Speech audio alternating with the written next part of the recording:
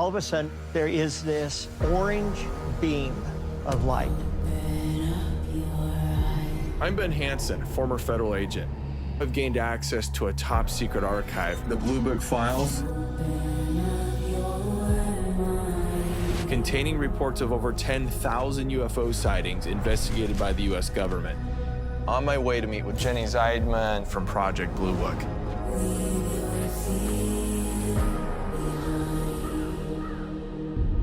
Is this the Blue Book file?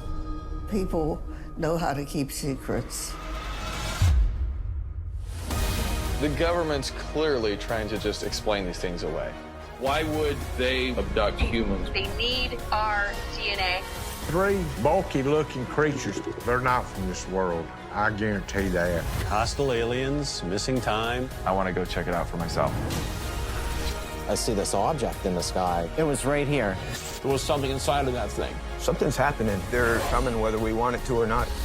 This planet has been under surveillance for centuries. Is it possible there's a secret alien base? It's about time the public knows. They deserve to know. You have a tap on your line. It's coming from the government. We could be on the verge of uncovering some very big secrets. Ben, good morning from Las Vegas. How are you? Good morning, Jeff.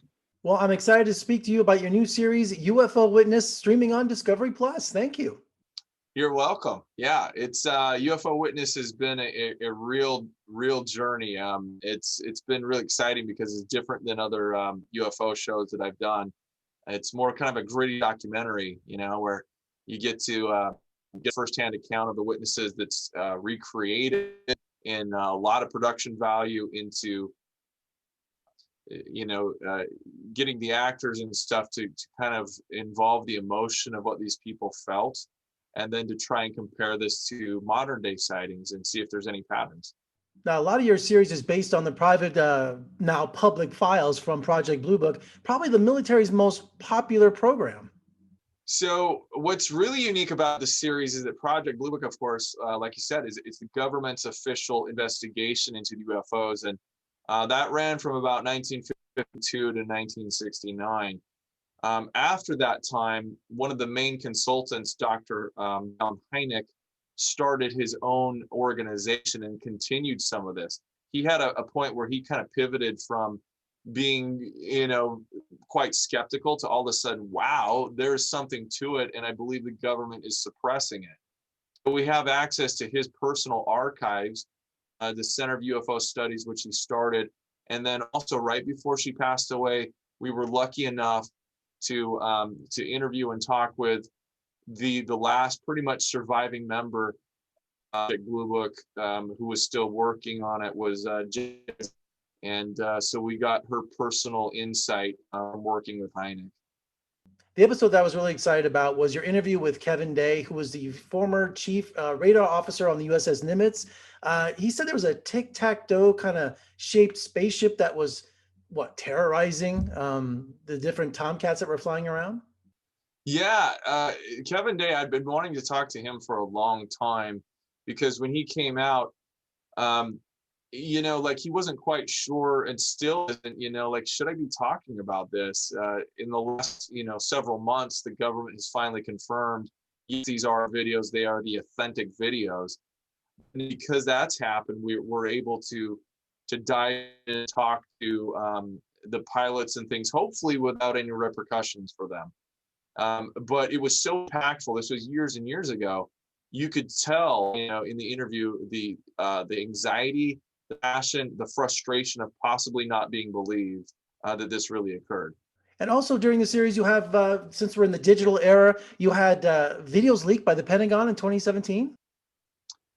Now, we're not sure that they actually themselves leaked it. It's kind of a long story on how that came about, but we do owe kind of a debt of gratitude to actually Tom DeLonge from the band Blink-182 and the group that he formed.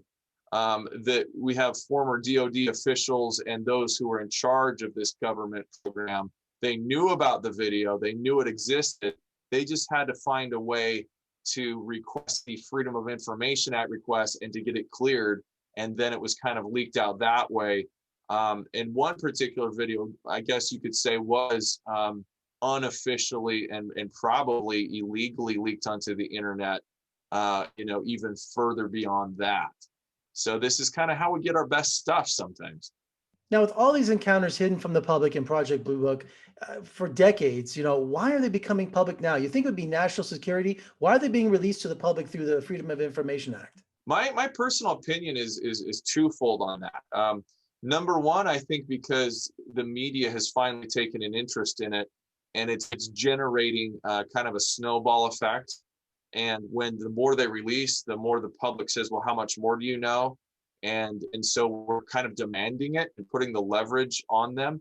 And the second thing is, I think we're taking it more seriously in an official level, because if you look at, for example, we have the West and the East Coast who are doing these Navy military war games, and in the middle of the war they're having these intrusions on what we call exclusive use airspace. That means nobody conventional or commercial is flying into this area. We own the space, and yet we're having these objects come in very, very close, extremely dangerous while we're performing our war games. We don't know who they are, and then fly away. We can't control them. And so I think it's a national security issue that has also caused people to be aware that this is important. So someone who dedicates their life and career to UFOs, I guess kind of all started with you loving the X-Files? It started before that. I could say that my interest in going into government kind of for fun. I mean, I know there was an X-Files, but that kind of spurred me into that. But X-Files definitely did bolster my interest in the 90s when I was in. So we owe a lot to, I think, pop culture for some of this. Well, Ben, congratulations on your new series, UFO Witness. It's streaming on Discovery Plus. Come visit us in Las Vegas, and me and you will head up to Area 51 for some laughs. I don't want to go to Area 51 again, but I would love to come and chat more about UFOs. Area 51 it's kind of a creepy place, being watched over when you're just sitting in your car. There's people surveilling you.